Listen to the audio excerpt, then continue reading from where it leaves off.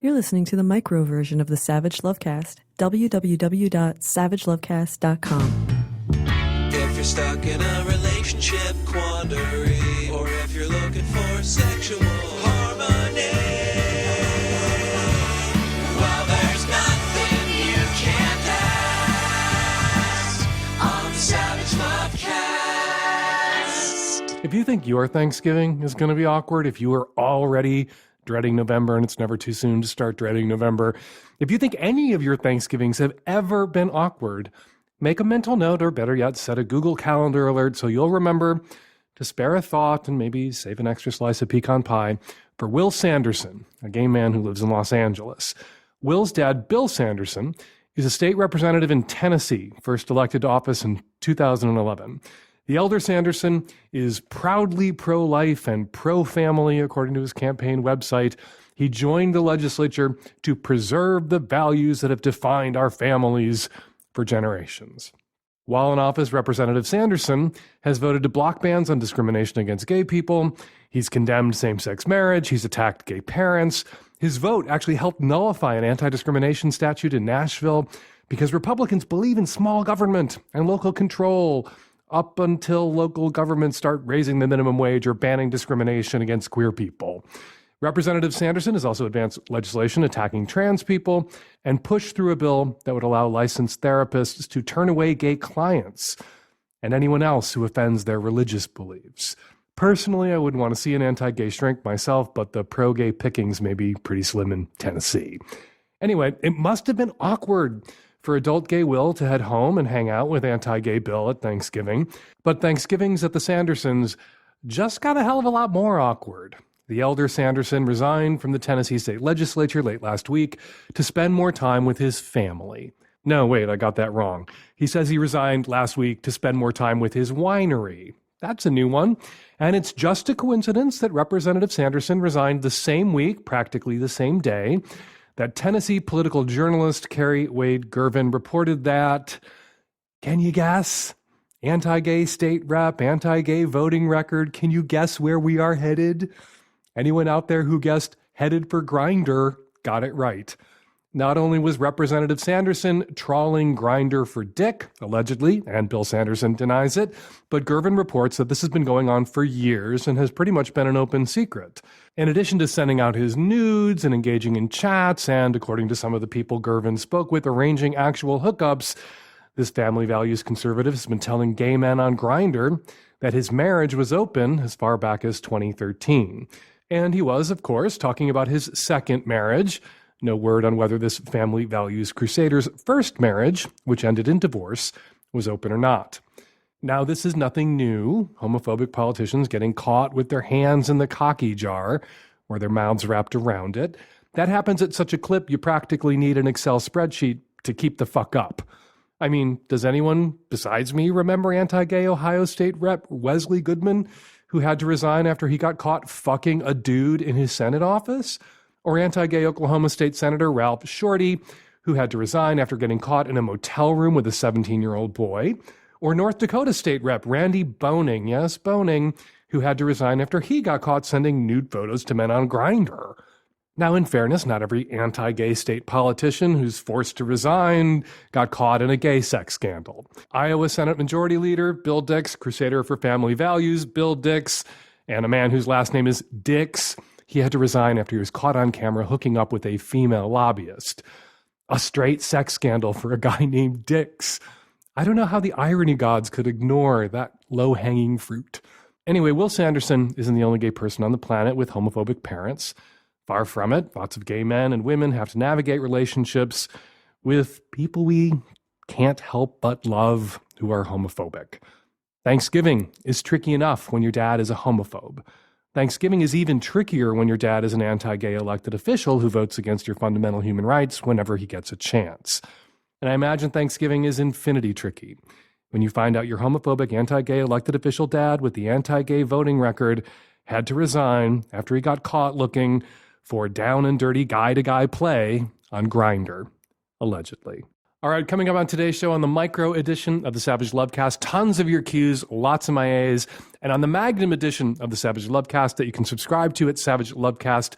lovecast.com. Twice as long, more guests, no ads. Lucian Greaves, co-founder and spokesperson for the Satanic Temple, joins us for what is episode 666 of the Savage Lovecast. Greaves is witty, he's charming, his political activism makes you think and laugh and think some more. Not only do we talk to Greaves about his work with the Satanic Temple, we also asked him to weigh in on some of your dilemmas, including, and you're going to want to sit down for this, the co-founder of the Satanic Temple tackling your wedding questions. All coming up today on the Savage Lovecast. This episode of the Savage Lovecast is brought to you by Boll and Branch, luxury, affordable, fair trade certified sheets. Get $50 off a set of sheets plus free shipping by going to bollandbranch.com and entering SAVAGE. This episode of the Savage Lovecast is brought to you by Honey, the smart shopping assistant that saves you time and money when you're shopping online. Get Honey for free at joinhoney.com/savage. This episode of the Savage Lovecast is sponsored by OMG Yes, a website where you explore the latest science about women's sexual pleasure through fun, honest videos.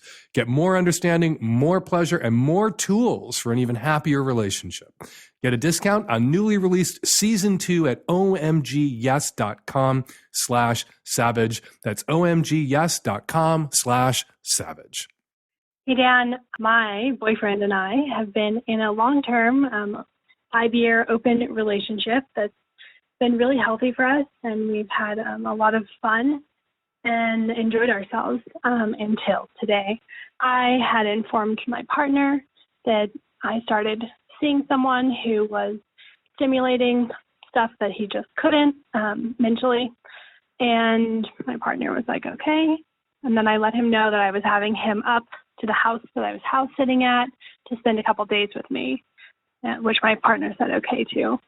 When I was at the house with this guy, my partner sent me a barrage of texts saying how I was breaking the rules, how this was unfair, how he was sitting at home, and how I was fucking this guy, and all he could think about was that. And he said, if you don't make him leave immediately, this relationship is over. I told him that I discussed this very clearly with him, and he knew that this was happening, and I wasn't going to ask this guy to leave. He'd driven like 3 hours to come up and see me. Over a lot of drama, my partner ended up driving to the house. Luckily, I was not there. Screamed, "Where the fuck are you? Where the fuck are you?" And then proceeded to take pictures of the house that I am taking care of, who happened to be my boss's house, and pictures of their bed that I had sex with this guy in, and send it to my boss. This was very dramatic to me, and my partner has never behaved in such an irrational manner. So obviously my bosses are legitimately very upset with me. I'd love to know what you think I should do here. Obviously, I deeply regret sleeping in their bed and having sex, and also having a guy come up to sleep and having him sleep in their bed with us. But this is just a really fucked situation, and I'd love your input on it. Sounds like a really fucked up situation. That's my input. Sounds like a relationship extinction level event. Doesn't sound like something that you two can come back from, this violation of your trust and this attempt to punish you for what? You guys are 5 years into an open relationship. You say it's been healthy and happy and functional all this time. I don't want to point a finger at you at all. The only thing that you mentioned that may have been different about this particular person is you told your boyfriend that he pleasured you in ways or hit you in places and touched you in spots that your boyfriend couldn't. And maybe your boyfriend had some huge meltdown about feeling inadequate or replaced or suddenly feeling competitive around this particular guy at this particular time in a way he hasn't in the past. None of that makes what he did okay. And I don't think any of that makes what he did excusable. Breaking into that house, taking pictures of the bed, sending those pictures, including the bed that you fucked in, to your boss, from your house sitting, potentially costing you your job, getting you in trouble in this way. Yeah, I think that is the end of this relationship. And maybe there are some lessons to learn here. When you're in an open relationship, you're having great sex with someone new, you want to be sensitive to your partner's feelings. And it may be true that sex with your new partner is exciting and thrilling and new in different ways, and maybe there's some things that they do better than your partner ever did or could. That's not information your partner needs to know, and that may be information, if shared, that makes it hard for your partner to be at peace in this open relationship. I've often said that when it comes to our parents, we need to run them on a need-to-know basis. Maybe with our partners in open relationships, there's a little bit of need-to-knowing that has to go on, a little bit of good judgment that we have to demonstrate. And maybe your partner doesn't need to know that this person gives better blowjobs than anyone else you've ever been with. Maybe the considerate thing to do, using blowjobs as an example, maybe the considerate thing to do is to omit that unnecessary detail. Keep your mouth shut and enjoy the blowjob without rubbing your partner's nose in what they may perceive as their inadequacy, or they may perceive as your perception of their inadequacy. Again, not attempting to pin the blame on you, just want to, we always want to learn the lessons when we leave a relationship going forward. And this may be a lesson that you need to learn. The lesson your boyfriend or ex-boyfriend needs to learn is that driving 3 hours up to this house where a girlfriend is house sitting and breaking in and taking pictures and sending those pictures to her boss for whom she was house sitting, and an attempt to get her fired to punish her for having sex in the context of their open relationship, that is inexcusable. And that got him dumped. Hey, Dan. I'm a gay man living in the Northwest, and the reason why I'm calling is because I ran into something completely fucking horrifying. I was house sitting my parents' house, and I turned on the computer, and there were two icons that came up. And I don't know if my Bluetooth was on my phone or something like that, or if it synced into the computer, but I clicked on it, and basically it was all the pictures of every single guy on Manhunt that I've associated with. And half of them were provocative pictures, or nude pictures or whatever. But anyway, it scared the living shit out of me. Why the fuck would that be in my parents' fucking computer? Do you think it's synced in with my phone? But these were all people that I've talked to a long time ago on Manhunt, and I just don't understand why the fuck that was on my parents' computer. I have gone on Manhunt on my parents' computer in the past, but I don't understand why the fuck all that shit showed up. Anyways, do I bring this up to my parents, or do you think it's a hack or something that's fucked up with my phone? I don't know what to do. I'm completely out. My parents don't give a shit, but they've been kind of acting weird recently, or maybe I'm just starting to think that they've been acting weird recently. I don't know. I have never ran into anything like this in my life.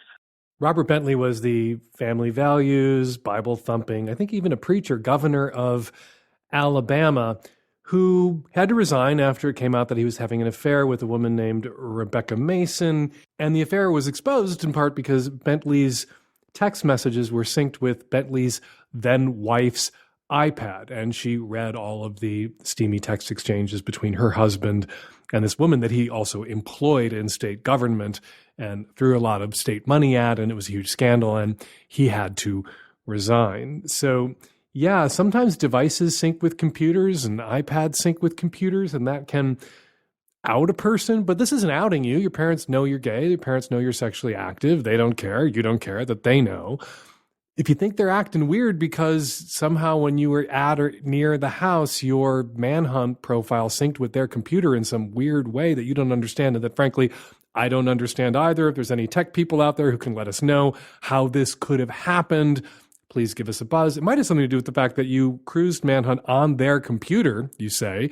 You also mentioned that these were old pictures. Maybe they were downloading automatically to your parents' computer when you were using your parents' computer to cruise on Manhunt. I don't know. Or maybe they all got off your phone somehow if your devices are all synced, if mom and dad are paying for your phone somehow. I don't know, but somebody out there does know. The thing I think you need to do here is directly address it with your parents. If these tiles or icons were on your parents' computer in such a way that you noticed them, I guarantee you, your parents noticed them. All you got to do to them is say, oh God, I'm so sorry. That was embarrassing. I hope it didn't bother you. I deleted them. If any more pop up, let me know. And then obviously we need to do something about our phone or my phone.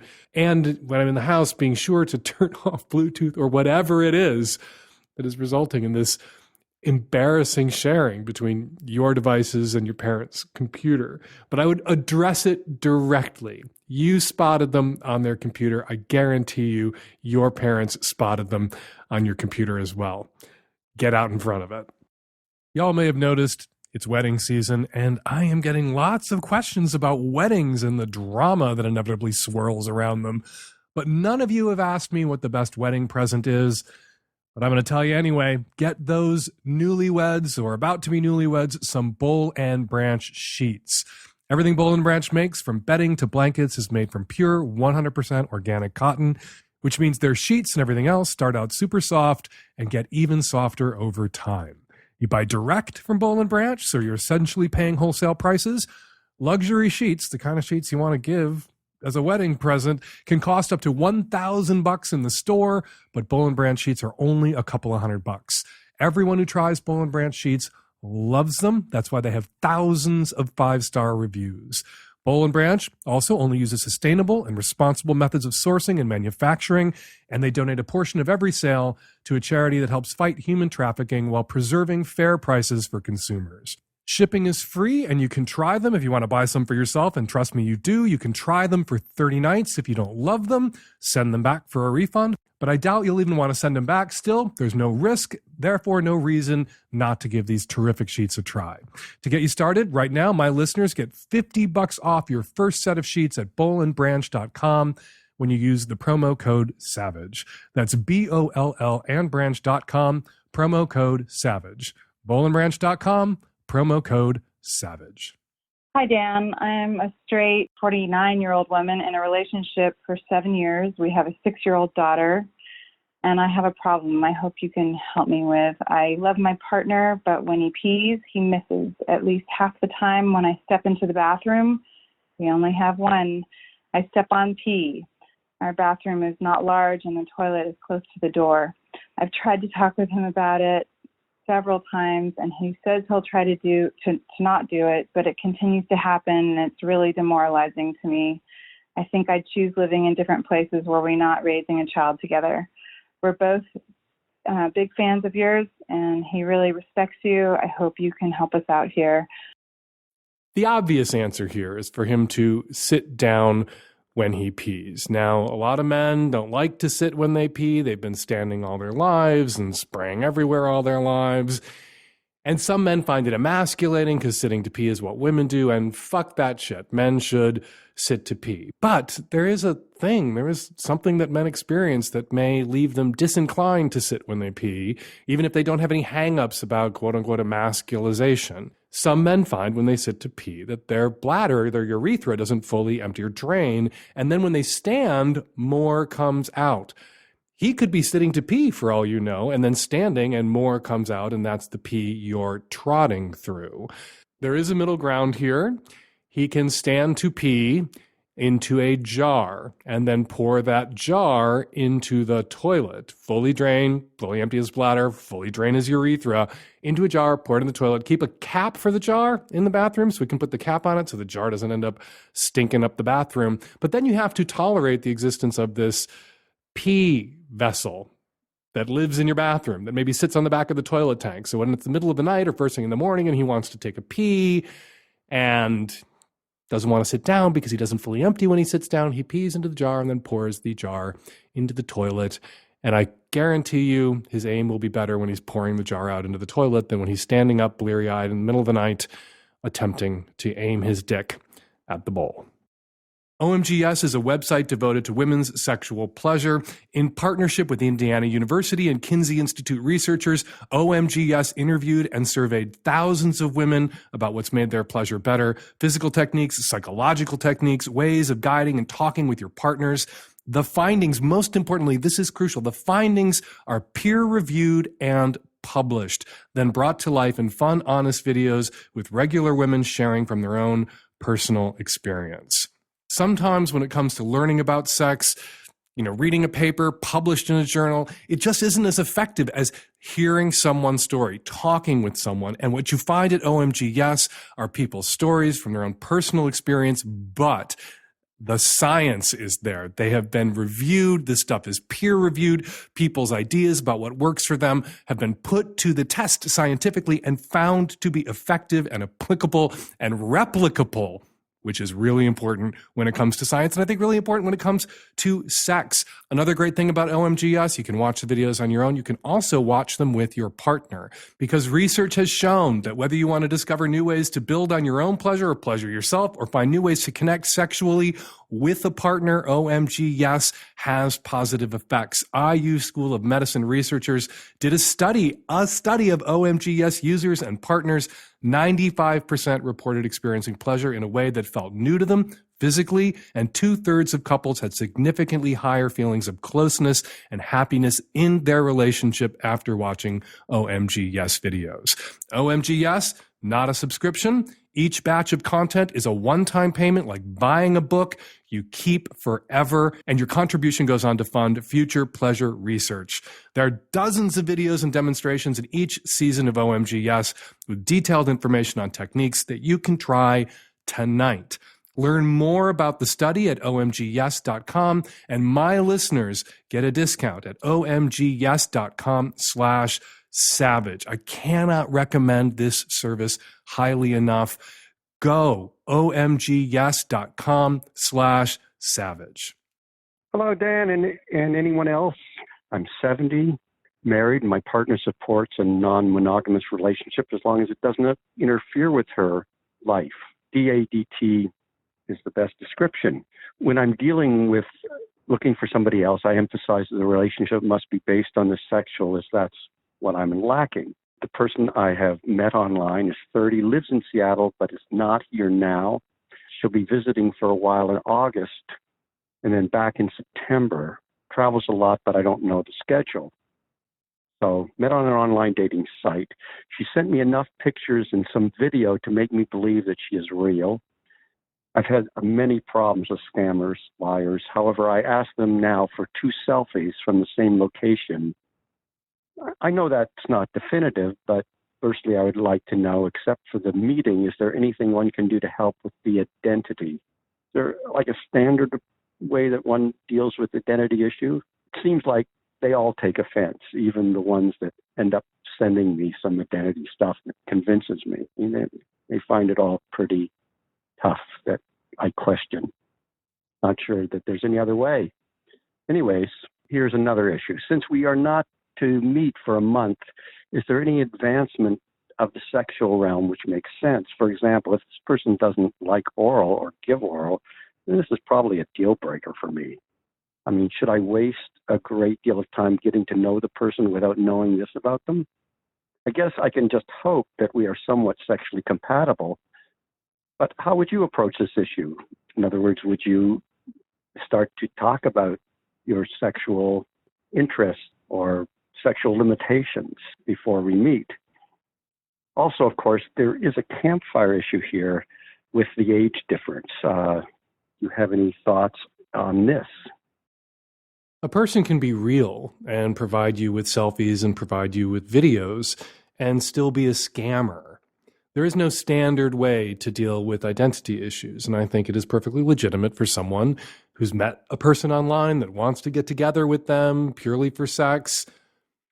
And while I think it's perfectly legitimate for someone who's met a stranger online who wants to get together for sex to ask for some proof of identity, some people are going to be offended by that. Some people are out there online looking for quasi or nearly or wholly anonymous sex and don't want to give their personal identifying information to the people that they're thinking about sleeping with early on when they don't know that person and don't know if they can trust that person. But you have a right to ask, and they have a right to say no. And if they say no, then you have a right to cut off communication with that person. Or if they're really that tempting, continue to communicate with that person in hopes that you'll establish some base level of trust, and then they'll give you the information that you'd like to have before meeting up. This particular woman isn't in Seattle, they tell you, and isn't coming to Seattle anytime soon. And you ask me what I would do in that situation, how much of my time I would invest in that person. And the answer is not much. I would tell that person to get in touch with me when they are in town, rather than wasting a lot of time on someone or emotional energy on someone who isn't available, who isn't around. Time and energy and an investment of time and energy that I could be directing elsewhere to someone who's likelier to be available and likelier to exist than this person.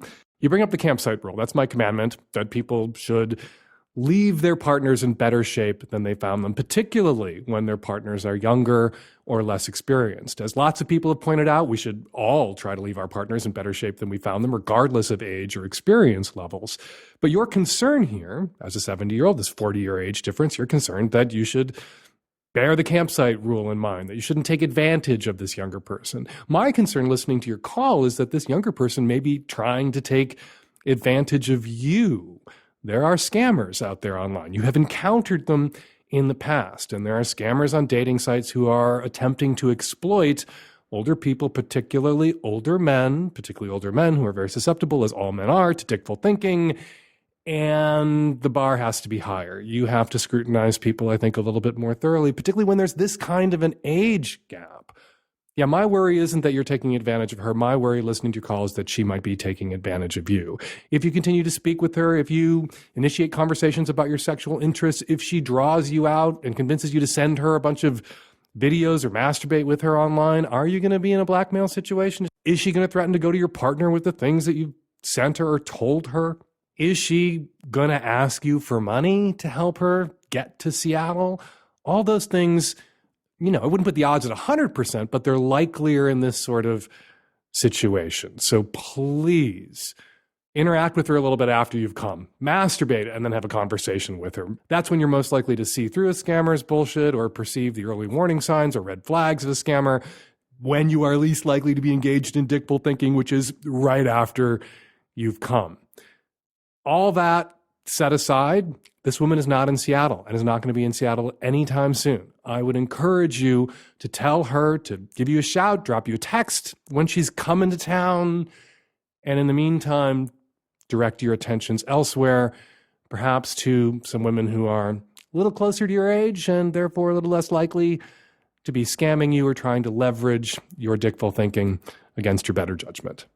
This episode of the Savage Lovecast is sponsored by Honey. Honey is a free browser extension that scans the web for coupon codes and discounts while you shop online. Honey automatically applies the biggest savings to your cart at checkout like magic. It works on over 20,000 sites like Amazon, Nordstrom, J.Crew, Nike, Best Buy, Target, Macy's, and more. It takes no effort to install, just 2 clicks, and you will start saving anytime you shop online.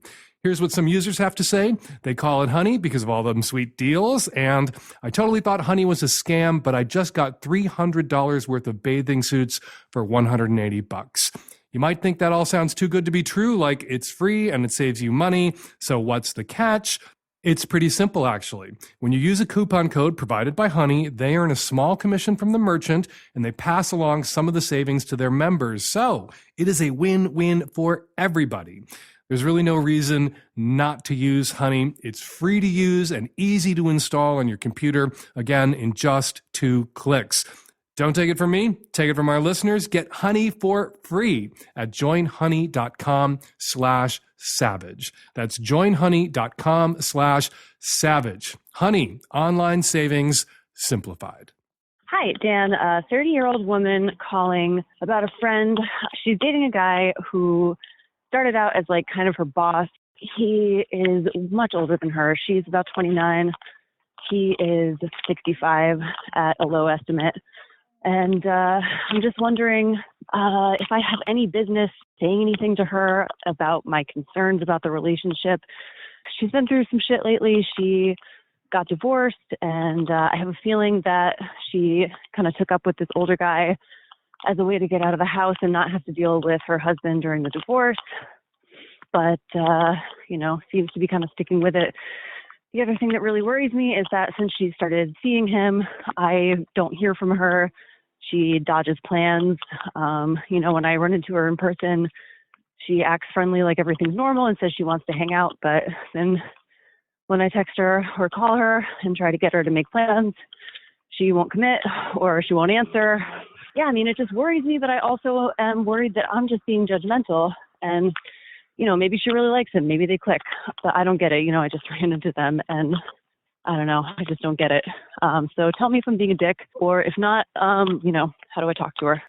I'm running this call right after the previous call to show that, yeah, there are actually some 29, 30-something folks out there who are attracted to people 65 and up for reasons.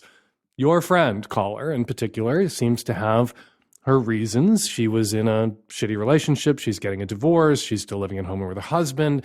And this guy, unfortunately her boss, which adds a layer of squick, this guy got her out of the house and was giving her pleasure and making her feel better about herself. And there's no risk here with this 70-something dude of anything long ass term coming from this relationship. And maybe that's why your friend was drawn to this guy. Also, the transgressiveness of it, maybe she's attracted to older guys, all things that only your friend would know and be able to tell you.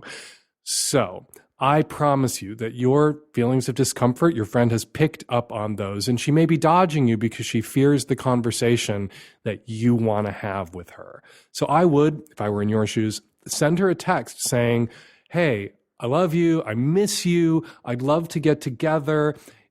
Is there a reason why when I run into you in public, we're friendly and we say, let's meet up, but when I ask you to meet up, you can't? If you're afraid I'm going to judge you about the relationship you're in right now, I won't. I just want to hear about your relationship and why this is the right relationship for you at the moment and why this works for you and what's great about this guy if you really like this guy. And I will love and support you in your intergenerational relationship, but you got to let me in so I can do that loving and supporting. But as your friend, if there's a problem here, if you're not enjoying this relationship, if you're being isolated by this guy, those are red flags, and I am concerned. But if this guy ain't isolating you, if you're isolating yourself from me for fear of being judged by me, I promise you, I won't judge. I just want to listen. Send her that epic text, and I think you'll hear from her.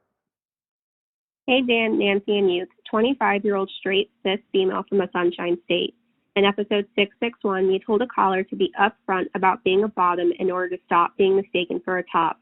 My problem is, even though I'm upfront about being submissive in the bedroom, my strong personality often has guys acting less dominant around me. I also find that guys will say during conversation that they're kinky and enjoy being a top, but when it comes to hooking up, they're very vanilla. Dan, what else can I do? I'm already telling them I'm into kink and I'm submissive. Am I just getting hit with a string of liars? Did you get hit with a string of liars? I don't know. You might have gotten hit with a string of guys who told you what they thought you wanted to hear or needed to hear to get into bed with you. I guess that would be a string of liars. You also might have gone to bed with a few guys who enjoy kinky sex, who enjoy being aggressive, who see themselves as tops, who are nervous or lost their nerve, or as I think good tops are told, they wanted to take it very slowly and move gradually in that direction and not bust out a lot of aggressive moves right out of the gate without a lot of negotiation. You say that you identify as kinky. You say you identify as submissive. You say you're seeking out tops. You don't say anything else. What does that mean when you say you're kinky and submissive? What else? That's the beginning of the conversation about your sexual interests. Do you like to have your ass slapped? Do you like to have your hair pulled? Do you like to be tied up? Do you like a hand placed dramatically near your throat? Please no choking. It is dangerous. What do you mean by that? I am submissive. I am kinky. That doesn't actually tell someone everything they might need to know to provide you with the sexual experience that you're longing for. So before you write these guys off as liars, I would urge you to communicate with these guys a bit more. That was fun. The sex was okay. It was kind of a little bit more vanilla than I expected based on our conversation. So I think we need to have a bit more conversation if we're going to hook up again, because these are my expectations. These are the things that turn me on. I thought I was clear about that, but I'm willing to listen to you. And if I wasn't clear about it, let's get clear about it. And then see what happens. If the guy says, I'm actually not into kinky sex, which I think they're unlikely to say, liar. If the guy says, I was nervous, tops are allowed to be nervous. Tops are allowed to be hesitant. You know, when it comes to BDSM, when it comes to kinky sex, we talk about how important it is to establish trust, but not just for the bottom. It's important to establish trust also for the top. Maybe these guys weren't there yet or didn't feel that level of trust with you yet. Not that you had done anything wrong. They just weren't there yet. Maybe they were just feeling tentative, and that's what you were picking up on when you two fucked. It wasn't that they were liars. It wasn't that they were vanilla. They were just nervous. Give them a call, and maybe, if it feels right, give them another chance. Hey, Dan, Nancy, and the tech-savvy at-risk youth. I am a 30-something living in the Mid-Atlantic, and I just have a quick question on how to handle aging parents. So both of my parents are getting up there in age. My dad is pushing 80. My mom is in her 60s. And both of them, as they've gotten older, have become more and more bitter and jaded, and it's made it very difficult to talk to them. To make things more complicated, my dad has really bought into Fox News and the Trump culture, and, you know, he's becoming more racist by the year. So my question is not how I can change them. That's not going to change. They are who they are, and it's a natural part of aging. My question is, how do I handle it? Because it makes it very hard to be around them. I'm getting up there myself, so I really hate to think that becoming a racist, bitter, Trump-supporting, Fox News-watching piece of shit is a natural part of aging. That's opt-in shit, and I think it's the result of a lot of older people in our culture and our society isolating themselves, or the culture built in such a way as to isolate older people. Older people wind up moving away, wind up in nursing homes or retirement communities surrounded by other old people, don't typically live in diverse areas, diverse neighborhoods. It has been my experience of old people in Seattle, where I have lived for decades, that they're not assholes and racists and Trump-supporting pieces of shit. It is my impression, because I don't spend a lot of time out in the boonies, that more isolated older people who are surrounded by cows or other older people watch a lot of Fox News and grow more racist and more bitter as they become more isolated. So maybe the way to fight this is cultural and generational, and we need to build a culture that doesn't isolate old people from young people. Maybe then we'll have fewer racist, bitter, Trump-supporting, Fox News-watching old people on our hands. But as to the problem of your parents, tell them. Urging a lot of people today to have conversations, sometimes difficult conversations. I understand that difficult conversations are called difficult conversations because they're fucking difficult. But you can say to your parents, I don't want to talk about that. I don't want to talk about Trump. I don't want to talk about race. I don't want to listen to you two say racist, bitter shit. And then leave. You can train them like the animals that they are, that we all are. If they start saying this stuff, get up and go. Say, I am done. Give me a call when you guys are in a better mood. Give me a call when you want to talk about something else. If you're talking to them on the phone, you can say, I'm hanging up now, Dad, because I don't want to listen to you say those racist, horrible, untrue things about other Americans or about immigrants or about black people or about the squad or whatever else, and hang up your phone. Just like the gay kids who come out to their parents as teenagers and they have to bring their parents around. Your only leverage over your parents as an adult is your presence.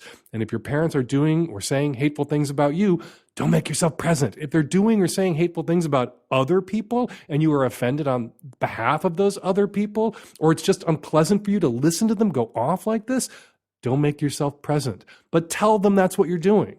Tell your father, all right, Dad, I am on my feet and I am out of this restaurant because I am not going to listen to this. If you want to talk about something else, I will stay and I will sit and we can chat. If you want to talk about this shit, I'm out.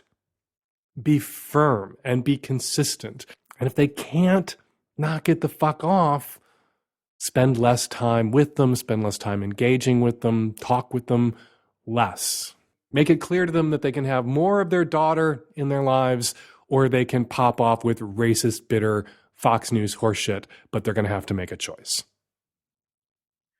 Hey, I have a question about being discreet about having multiple lovers when you're staying with your parents.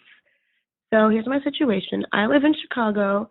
My mother lives in Boston. I am from Boston.